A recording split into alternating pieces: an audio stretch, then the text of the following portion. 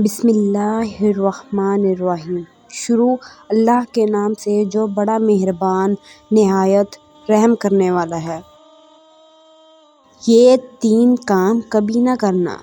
ایک بات یاد رکھیں، 3 کام انسان کو نجات بھی دیتے ہیں اور 3 کام انسان کو ہلاک بھی کر دیتے ہیں۔ 3 کام آپ کے گناہوں کا کفارہ بننے والے ہیں اور 3 انسان کے درجات کی بلندی کے لیے ہیں۔ ہلاک کرنے والی 3 چیزیں۔ ایک بندہ بخیل ہے اور خوش ہوتا ہے کہ میں صرف صحیح کام کر رہا ہوں جبکہ وہ ہلاکت میں ہے۔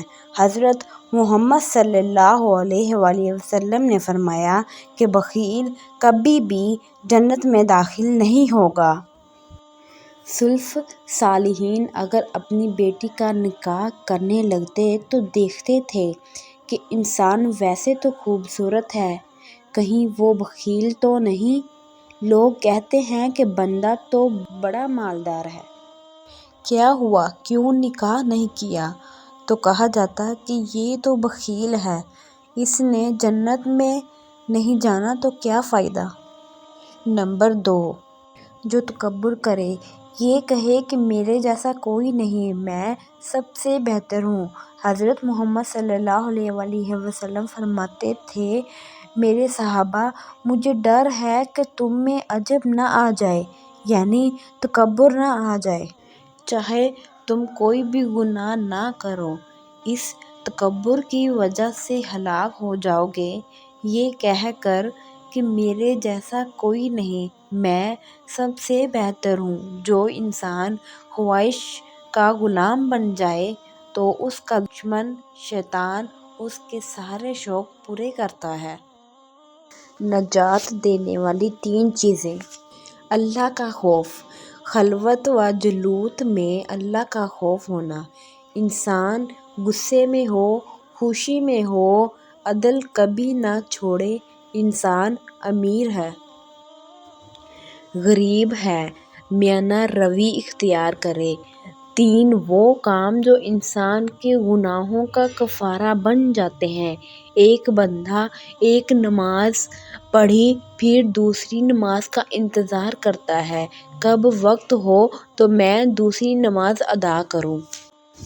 سخت سردی ہے، بندہ سردی سے کانپ رہا ہے مگر اپنا وضو پورا کرتا ہے کیونکہ وہ سوچتا ہے میں نے اسی ذات اللہ کے آگے ٹھہرنا ہے۔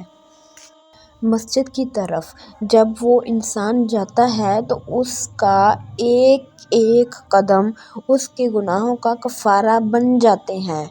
جب وہ ایک قدم اٹھاتا ہے تو 10 نیکیاں، قدم رکھتا ہے تو 10 نیکیاں۔ سبحان اللہ۔ جب خشوع و خضوع سے نماز ادا کرتا ہے، جب گھر واپس آتا ہے تو اس کو اتنا ہی ثواب ملتا ہے جتنا ایک حج کا۔